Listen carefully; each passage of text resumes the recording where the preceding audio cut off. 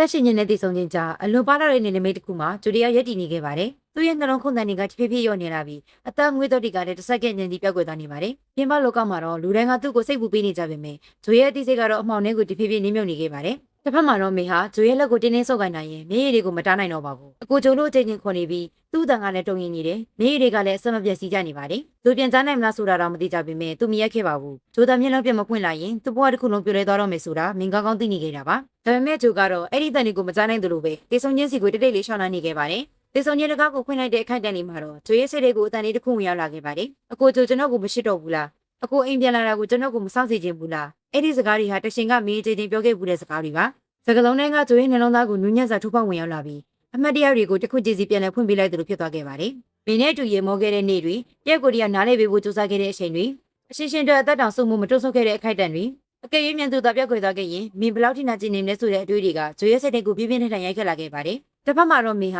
ာမျက်ရည်တွေနဲ့ဂျိုကိုအချင်းချင်းခွန်နေစေပါ။အခုဂျိုကျေးဇူးပြီးပြန်လာပြီပါ။အဲ့ဒီအသားဟာဒီချိန်မှာတော့ဂျိုရဲ့နှလုံးသားတွေကိုရက်သွားခဲ့ပါတယ်။ဂျိုဟာမျက်လုံးကိုဖြည်းဖြည်းချင်းဖိလိုက်ပြီးစိတ်ထဲမှာဆွမ်းမြဲချက်တစ်ခုချလိုက်ပါတော့တယ်။ဘလောက်ပဲနာကျင်ရပါစေသူထပ်ပြီးတော့ရွေးရှင်မယ်။ဒီတစ်ခါမှလည်းမင်းချီတဲ့နေရာကိုပဲပြန်သွားမယ်။သူ့အတွက်အသက်ရှင်ရတဲ့အကြောင်းပြချက်ကမင်းဖြစ်နေပြီဆိုတာကိုဂျိုနောက်ဆုံးတော့လက်ခံနိုင်ပါတယ်။အဲ့ဒီဆုံးဖြတ်ချက်နဲ့အတူတေဆုံချင်းစီကိုဥတည်နေတဲ့သူရှင်လန်းတွေကရက်တက်သွားခဲ့ပြီးသူဟာမင်းဆောင်နေတဲ့လက်တွေကိုနောက်တစ်ချိန်ပြန်လာဖို့ရွေးချယ်လိုက်ပါတော့တယ်။အဲ့ဒီလိုနဲ့ဇလန်ကတော့ဂျိုမတိုရဆာဖြစ်ခဲ့တဲ့အတိတ်ကဖြစ်ရဲ့ဆိုစီကိုပြန်လည်ရောက်ရှိသွားခဲ့ပါတယ်။ဂျိုရဲ့အိမ်လေးထဲမှာမီဒီယာဆိုရင်တကြီးဆောက်မြွနေတော့တွင်းမှုစီကဖုန်းတော့ဝင်လာခဲ့တာပါ။ဂျိုဟာမတိုရဆာမှုကြောင့်ဂျာတိပြတ်သွားပြီဆိုတဲ့သတင်းစိုးကိုကြားလိုက်ရတဲ့အခါမင်းရဲ့ရင်ထဲမှာကဘာပြတ်မတဲ့သွေးပြတ်ဆွတ်သွားခဲ့ပါတယ်။အဲ့ဒီဆိုဝါသားတဲ့အတိတ်ရဲ့အိမ်မဆိုကြီးကနေမီဒီယာလမ်းလူလာခဲ့တာပါ။ဂျိုကိုထပ်ပြီးဆုံးရှုံးလိုက်ရမှာကိုတင်မဲ့တဲ့ကြောက်ရွံ့နေတဲ့မင်းဟာဂျိုတတိရလာတာနဲ့ရှင်းရှင်းမျက်ရည်တွေဝိုင်းနေတဲ့မျက်လုံးတွေနဲ့အကိုဂျိုထပ်ပြီးပြောက်ွက်မသွားပါနဲ့တော့လို့ပြောဆိုနေခဲ့ပါတယ်။ထို့နောက်ဂျိုကိုဂွေးဆက်ပြီးနေတဲ့မင်းဟာဆံမြုပ်လေးခွန့်ကျင်နေတော့မှာပဲအကိုဝိတ်တို့ဖွဲ့ရောက်ရှိလာတာကြောင့်မင်းဟာသူတို့တွေစကားပြောနိုင်အောင်အပြင်ကိုခဏထုတ်ပေးခဲ့ပါတယ်။ဆုံးကလည်းမင်းရဲ့နောက်ကိုလိုက်သွားခဲ့ပြီးဂျိုနဲ့ပတ်သက်တဲ့သူခံစားချက်တွေကိုဖွင့်ပြခဲ့ပါတယ်။အရင်တော့ကသူဟာဂျိုကိုညှင်းပယ်ခဲ့ပူပါတယ်။အဲ့ဒီအချိန်မှာဂျိုရဲ့စိတ်ထဲမှာသူ့ပေါ်ထားတဲ့ဂူးဆိုင်မှုတွေဘလောက်တောင်ကြီးမားလဲဆိုတာကိုဆုံးကမသိခဲ့ပါဘူး။ဒါပေမဲ့ရှင်နေကြလာတဲ့အခါသူ့အမားကိုနားလဲလာခဲ့ပါတယ်။ဒုက္ခသူ့ကိုဘလောက်တောင်ဂူးဆိုင်ခဲ့လဲဘလောက်တောင်မိုးထားခဲ့လဲအဲ့ဒါလေးကိုနောက်ကျမှနားလဲလာခဲ့တာပါ။ဆုံးဟာနောက်ပိုင်းမှာဂျိုနဲ့ပြန်နီးကပ်ဖို့ကြိုးစားခဲ့ပါတယ်။ဒါပေမဲ့သူ့တက်ခွင့်ရကမရှိတော့ပါဘူး။ဘာကြောင့်လဲဆိုတော့ဂျိုရဲ့နှလုံးသားထဲမှာရွေးချယ်ပြီးတဲ့လူတယောက်ရှိနေခဲ့လို့ပါ။အဲ့ဒီလူကတော့မင်းပါပဲ။နောက်ဆုံးမှတော့ဆုံးဟာလက်လျှော့လိုက်ရပါတော့တယ်။ဂျိုရဲ့ရှစ်ကိုမရနိုင်တော့မှသိသွားပေမ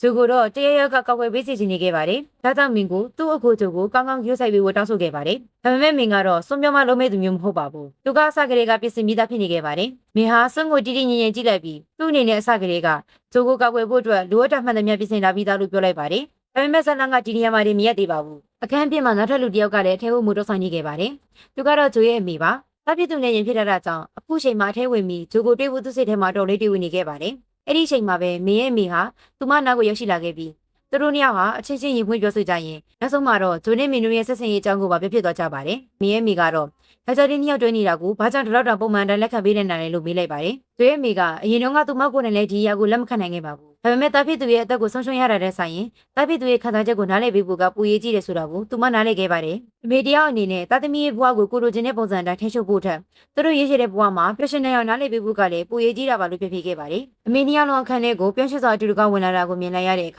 ါမင်းနဲ့ဂျိုတို့ကအော်သွားခဲ့ရပါတယ်။မိဘတွေကသူတို့ရဲ့ဖြစ်တည်မှုကိုအပြည့်အဝလက်ခံပေးလိုက်ပြီးမှအားလုံးရဲ့ရင်ထဲမှာပြည့်စုံမှုတွေနဲ့ပြည့်နေသွားခဲ့တာပါ။ဂျိုကတော့အမေရေးမဟုတ်ပေမဲ့အမေတယောက်ရဲ့တကယ်မြတ်တာအစ်စ်ကိုခံစားလိုက်ရတဲ့အတွက်အတိုင်းမသိဝမ်းသာနေခဲ့ပါတယ်။ညရတဲ့အခါမှာတော့ဂျိုနဲ့မင်းဟာကျယ်ရီပြည့်နေတဲ့ကောင်းကင်ကြီးအောက်မှာအတူတူထိုင်ပြီးဆုတောင်းနေကြပါတယ်။မင်းတယောက်ဘာတွေဆုတောင်းနေလဲဆိုတာကိုဂျိုကမေးလိုက်တဲ့အခါမင်းရဲ့မျက်နှာကတဖြည်းဖြည်းငြိမ်သက်သွားခဲ့ပါတယ်။ဘာကြောင့်လဲဆိုတော့သူ့နှလုံးသားထဲမှာအခုထိမပြောက်သေးတဲ့နာနာတစ်ခုရှိနေသေးလို့ပါ။မင်းဟာအတိတ်မှာဂျိုကိုပြုတ်မှုခဲ့တဲ့အမှားတွေကိုအခုထိမေ့မရသေးပါဘူး။သူ့ရဲ့ပြစ်တွေကိုပြန်စစ်စားတိုင်းဂျိုကိုထိခိုက်စေခဲ့တဲ့အရာတွေကိုသတိရတိုင်းသူ့ကိုယ်သူပြန်ပြီးအပြစ်တင်နေခဲ့ပါတယ်။ဒါကြောင့်မင်းဟာဂျိုကိုတောင်းပန်လိုက်ပါတယ်။ဒါပေမဲ့ဂျိုကတော့ဒါဟာမင်းတယောက်ရဲ့အမှားမဟုတ်ပါဘူး။သူ့မှာလည်းအမှားတွေရှိမှလေလို့ပြောပြီးမင်းကိုနှစ်သိမ့်ပေးခဲ့ပါတယ်။သူတို့နှစ်ယောက်ကြားမှာဖြစ်ခဲ့သမျှဟာတယောက်ရဲ့အပြစ်နဲ့ဖြစ်လာတာမဟုတ်ပါဘူး။နာကျင်မှုတွေနားလည်မှုတွေတာဒီမှားယွင်းတဲ့ဆုံးဖြတ်ချက်အလုံးကိုချက်ဖက်ပြီးမှသာသူတို့နှစ်ယောက်ဟာဒီနေ့လိုရှင်းရှင်းနားလည်ပေးတဲ့နေရာကိုရောက်လာခဲ့ကြတာပါ။ဒါပေမဲ့သူတို့ရဲ့ပြည့်စုံမှုဟာလောကကိုပြည့်ပြည့်စုံသွားပြီလို့ထင်လိုက်ချိန်မှာပဲဂျိုရဲ့ဘဝတွေကိုနောက်ထပ်ဆန်းသမှုတစ်ခုဝင်ရောက်လာပါတော့တယ်။ဂျိုရဲ့ရှေ့မှာတော့နောက်ထပ်ပြတ်ကျော်ရမယ့်လူတစ်ယောက်ရှိနေသေးပါတယ်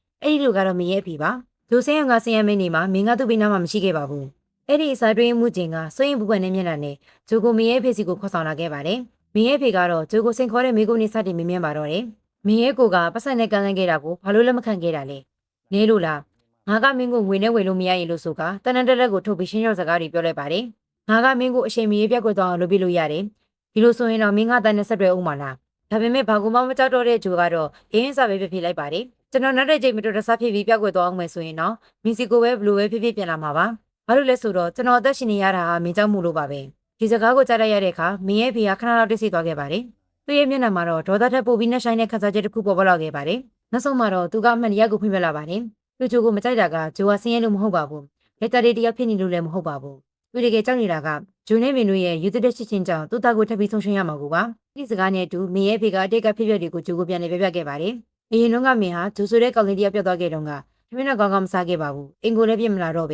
ဲသူရှဲရတဲ့ဂျိုပြန်လာမယ့်ချိန်ကိုစောင့်မျှော်နေခဲ့တာပါနာကျင်မှုကိုမခံနိုင်တော့တဲ့အခါအရက်နဲ့ပဲစိတ်ကိုဖြေဖြောက်ဖို့ကြိုးစားခဲ့ပါတယ်မင်းရဲ့ဖေတော့အဲ့ဒီအချိန်ကြီးဟာတာတရက်ကိုဆုံးရှုံးရမယ့်အထိကြက်စရာကောင်းခဲ့ပါတယ်ဘာကြောင့်လဲဆိုတော့ဂျိုမရှိတော့တဲ့အချိန်မှာမင်းရဲ့ဘွားတစ်ခုလုံးဟာအထိပ္ပယ်ပြောက်သွားသလိုဖြစ်ခဲ့လို့ပါအဲ့ဒါကြောင့်ပဲမင်းရဲ့ဖေကဂျိုကိုမုန်းနေတာမဟုတ်ပါဘူးသူ့သားကိုထပ်ပြီးအဲ့ဒီလိုအချိန်လေးမျိုးမရောက်စေချင်တာပါဒါကြောင့်ပဲသူကဂျိုစီကဂတိတစ်ခုတောင်းလိုက်ပါတယ်မင်းရဲ့ဘွားတွေကနေပြောက်ွယ်မသွားဘူးပါပဲဒီစကားဟာဂျိုတော့တာမန်ဂတိတစ်ခုမဟုတ်ခဲ့ပါဘူးမင်းရဲ့ဖေကသူ့ကိုယုံကြည်ဖို့နောက်ဆုံးခွင့်ရတစ်ခုပေးလိုက်တာပါသူကလည်းအဲ့ဒီဂတိကိုသူ့ဘွားတစ်ခုလုံးနဲ့ယဉ်ပြီးမင်းရဲ့ဖေကိုဂတိပေးလိုက်ပါတယ်ထို့နောက်မိသားစုထမင်းဝိုင်းလေးမှာတော့မင်းရဲ့ဖေဟာမင်းနဲ့ဂျိုတို့ရဲ့အချစ်ကိုတရားဝင်သဘောတူပေးခဲ့တဲ့အပြင်ဒီပိုင်ဆိုင်ခဲ့တဲ့လုပ်ငန်းတွေကိုပါပြန်လည်လွှဲပြောင်းပေးခဲ့ပါတယ်ဒါအပြင်တော်ရဲကလေးကီမိုတက်ပွဲအတွက်အကျွေးတွေကိုလည်းကူညီဆက်ခဲ့ပြီးသမီးဖြစ်သူကိုလည်းတေချာကလေးဆိုင်ဖို့မှာကြားခဲ့တာကြောင့်ရေမောတော်နေတဲ့ပြည့်နှက်နေတဲ့မိသားစုထမင်းဝိုင်းလေးဖြစ်သွားခဲ့ပါတယ်အကိုတုံးကလည်းသူ့ကိုကူညီပေးခဲ့တဲ့သူကိုကျေးဇူးတင်ကြောင်းနဲ့အတိတ်ကအမှားတွေကိုတောင်းပန်ခဲ့ပါတယ်မင်းရဲ့ကိုဖြစ်သူကတော့မင်းမဂေးဆက်ပေးမဲ့ဂျိုရှိနေပြီသူ့မှာတော့ဂေးဆက်ပေးမဲ့သူမရှိသေးဘူးဆိုကသူ့ကိုဂေးဆက်ပေးဖို့အတွက်မင်းရဲ့အတွေ့အမှုကိုအလုပ်ခန့်လိုက်ပါတယ်အရာရာအစဉ်ပြေစားချိန်မှာတော့ဂျိုဟာမင်းရင်းနှီးမြှုပ်နှံပေးထားတဲ့ရုပ်ရှင်ကကြီးအတွက်သူ့ရဲ့ကိုယ်ပိုင်ရေရှင်နဲ့အော်ဒီဂျင်ဖြစ်ဆိုခဲ့ပါတယ်နောက်ဆုံးမှာတော့သူ့ရဲ့ကြိုးစားမှုကြောင့်အော်ဒီရှင်အောင်မြင်သွားခဲ့ပြီးသူများရဲ့အရာအောက်ကစက်တက်မင်းသားမဟုတ်တော့ပဲတကယ်ဆက်လိုက်မင်းသားဖြစ်တယောက်ဆောင်ကိုရရှိသွားခဲ့ပါပြီထို့နောက်အရှိရေးမှအဆင်မပြေခဲ့ပဲကိုရီးယားကိုပြန်သွားတော့မယ့်ဆုံးကိုလည်းဂျိုကနှုတ်ဆက်စကားပြောရင်းနောက်ဆုံးအနေနဲ့တင်းကျပ်စွာဖတ်လိုက်ပါတယ်ဒါပေမဲ့အသေးကိုယ်ခဲ့ရတဲ့ဆုံးရဲ့နှလုံးသားထဲမှာလည်းနောက်ထပ်အရှိသေးတစ်ခုကိုစတင်မှုကောင်းလေးတယောက်ပေါ်ပေါ်လာခဲ့ပါတယ်တစ်ဖက်မှာလည်းမင်းရဲ့ကိုဖြစ်သူနဲ့အပေးအမှုချင်းတို့ဟာမတိမတာသူတို့ရဲ့ရှစ်ဆန်လန်းလေးကိုစတင်ပုံဖွင့်နေကြပါပြီဂျိုရဲ့မိမှာလည်းကြောက်ကလူချင်းရရှိသွားခဲ့ပြီးဂျိုကလည်းမင်းနဲ့သူအတီတေကြတွဲနေပြီဖြစ်ကြောင်းဝမ်းသာအရိုက်ပြပြရင်သမီးနီယာဖက်တွေလို့ပြောရှင်နေကြပါတယ်ထို့နောက်အစားသောက်တွေပြင်ဆင်ရင်ဂျိုကိုစောင့်နေတဲ့မင်းစီကိုသူ့ရဲ့မိကရောက်ရှိလာခဲ့ပါတယ်အင်္ဂါဟောင်းနေနေပြီးမှတခြားပူကောင်းတဲ့နေရာကိုတောင်းမနေဘူးလားလို့မေးလိုက်တဲ့အခါမင်းကအပြုံးလေးနဲ့ဒီအေးလေးမှာအမတ်တရတွေအများကြီးရှိခဲ့တာမို့ဒီမှာပဲနေရတာပြောပါတယ်လို့ပြပြလိုက်ပါတယ်အဲ့ဒီအချိန်မှာပဲဂျိုကအပြင်ကနေဝင်လာရင်အနက်လေးကမှုေးနေတာပဲဘာရီရှက်နေတာလည်းအရှိလေးလို့ခေါ်လိုက်ပေမဲ့အိမ်ထဲမှာမင်းရဲ့အမေကိုတွေ့ရတဲ့အခါလက်ဖြစ်သွားခဲ့ပါတယ်လက်ဖြစ်သူရဲ့မတူညီတဲ့ပုံစံကိုကြည့်ရင်မင်းရဲ့အမေကငါသားဟင်းချက်တဲ့တာခုမှသိတယ်အမေတို့တစ်ခါမှတော့မလုပ်ပေးဘူးဂျိုကိုတော့မနက်လို့ဖြစ်လာပြီဆိုပြီးစနောက်ရင်၃ယောက်သားပြောရှင်စားရေမိုးရင်စားတော့ခဲ့ကြပါတယ်နောက်တစ်နေ့မနက်မှာတော့ဂျိုရဲ့ဘွားမှာအရေးကြီးဆုံးနေ့တွေကတနေ့ရောက်ရှိလာပါတော့တယ်သူရဲ့ရုပ်ရှင်သတင်းစာရှင်းလင်းပွဲအတွက်ပြင်ဆင်မိချိန်မှာမင်းကဂျိုကိုစိတ်မလို့ရှာဖို့အားပေးနေခဲ့ပါတယ်ဒီနေ့ဟာဂျိုအတွက်အရန်ရေးကြီးတဲ့နေ့ဖြစ်ပြီးတစ်ချိန်ကအစားထိုးပြီးရက်တည်ခဲ့ရတဲ့သူကခုလိုသူ့ကိုယ်ပိုင်နာမည်နဲ့လူတွေရှိမှရက်တည်တော့မှာပါဂျိုဟာနောက်ဆုံးမှာတော့အစားထိုးဘွားရဲ့အရေးအောက်ကနေလွတ်မြောက်လာခဲ့ပါတယ်သူရဲ့ရေရှင်နဲ့သူ့ရဲ့ကြိုးစားမှုကြောင့်သူလိုချင်တဲ့အောင်မြင်မှုကိုရရှိလာခဲ့ပါပြီဒါပေမဲ့အောင်မြင်မှုရလာပြီးတဲ့နောက်မှာတော့ဂျိုနဲ့မင်းတို့နှစ်ယောက်ကြားမှာမပြေရှင်းရသေးတဲ့အရာလေးတစ်ခုကြံပါသေးတယ်အဲ့ဒါကတော့သူတို့နှစ်ယောက်ရဲ့စာချုပ်ပါမင်းကဂျိုကိုမေးလိုက်ပြီးစာချုပ်မရှိတော့ရင်ကိုဂျိုကသူနဲ့တူဆက်ပြီးနေအောင်မလားမင်းသိချင်တာကတော့ဂျိုဟာစာချုပ်ကြောင့်သူ့ဘေးမှာရှိနေတာလားဒါမှမဟုတ်စာချုပ်မရှိတော့ရင်တော့သူ့ဘေးမှာဆက်ရှိနေအောင်မလားဆိုတာပါဂျိုကတော့မင်းကိုကြည့်လိုက်ပြီးဒါတွေပဲဖြစ်ခဲ့ပါစေသူ့အရာအလုံးကိုအစ်စ်ကနေပြန်စားချင်တယ်လို့ပြောလိုက်ပါတယ်ဒီချိန်မှာတော့စာချုပ်လည်းမရှိတော့ပါဘူးအတိတ်ကြောင့်လည်းမဟုတ်တော့ပါဘူးသူတို့နှစ်ယောက်အတူရှိနေရမယ့်အကြောင်းရင်းကတရက်ကိုတယောက်တကယ်ရွေးချယ်ခဲ့ကြလို့ပါဂျိုကမင်းကိုဖတ်လိုက်ပါတယ်အဲ့ဒီနောက်မှာတော့သူတို့နှစ်ယောက်ဟာအရှင်းရှင်းနမ်းလိုက်ကြပြီးအတိတ်ကနာကျင်စရာတွေနားလည်မှုလေးတွေထွက်ခွာခဲ့ရတဲ့အချိန်တွေအားလုံးကိုကြုံလို့ပြီး